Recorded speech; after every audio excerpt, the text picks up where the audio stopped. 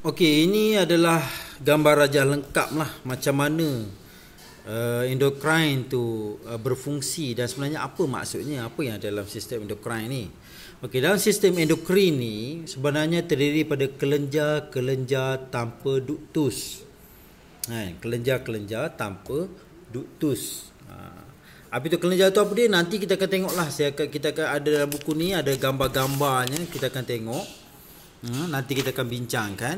Jadi dia terdiri pada kelenjar-kelenjar tanpa duktus. Duktus ni yang kita nak faham dia tanpa tiub.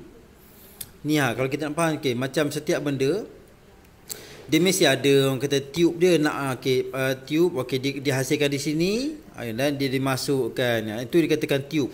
Itu dikatakan duktus.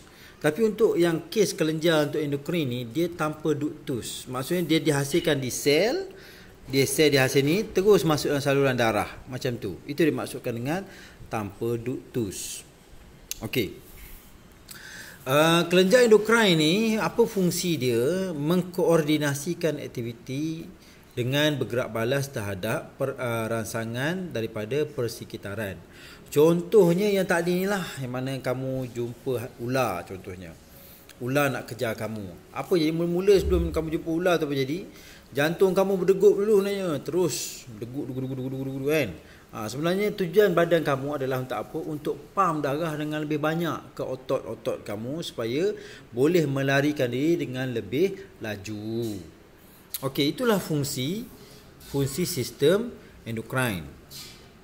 Okey, sistem endokrin ni apa yang dia rembeskan, apa yang dia keluarkan dalam bahasa Melayu kita mudah. Rembes ni maksudnya apa yang dikeluarkan.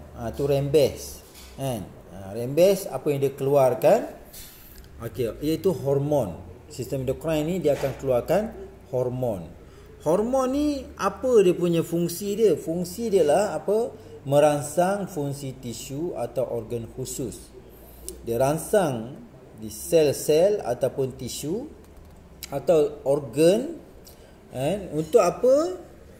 Untuk bertindak lah kan. Bertindak kalau macam jantung, bila mana dia dirangsang menyebabkan dia berdegup dengan lebih cepat. Contoh. Okey, dirembeskan dalam kuantiti yang sedikit. So badan kita tak perlukan hormon yang banyak pun.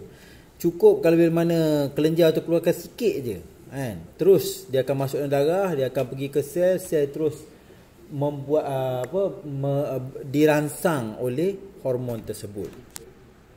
Okey, dibawa oleh peredaran darah.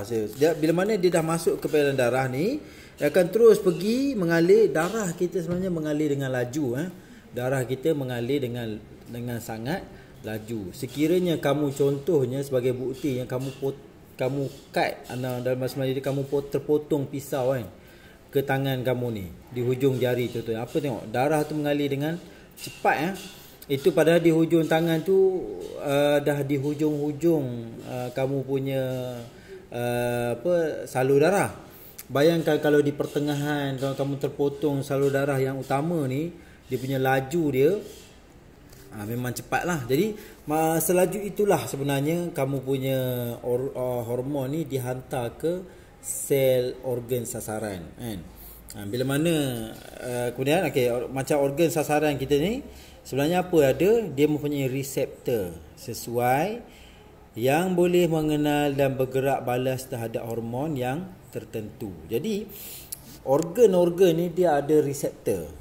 Reseptor ni apa? Dia yang akan terima hormon tu dan bertindak balas. Okey, hormon ni gerak balas adalah perlahan. Okey. Gerak balas adalah perlahan. Dia adalah apakah itu hormon? Hormon adalah sejenis protein. Memang bila kamu tanya apa itu hormon, kamu boleh jawab juga sejenis protein. Dan kesan adalah lama. Okey, gerak balas dia lambat. Tapi kesan dia adalah lama. Apa yang dimaksudkan dengan gerak balas dia lambat? Okey, nanti kamu akan pergi masuk. Kita akan masuk ke sistem saraf. Di sini kita akan membandingkan antara tindakan saraf dengan tindakan hormon. Antara saraf dan hormon dia lambat. Gerak balas dia lambat berbanding saraf. Saraf tindak balas dia sangat cepat.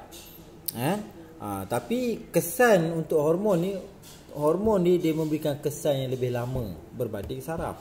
Saraf ni memang cepat tapi kesannya adalah juga cepat. Tapi kita akan tengok nanti bab-bab yang seterusnya. Kenapa hormon ni dikatakan lambat gerak balasnya? Sebab apa? Kita membandingkannya dengan gerak balas saraf.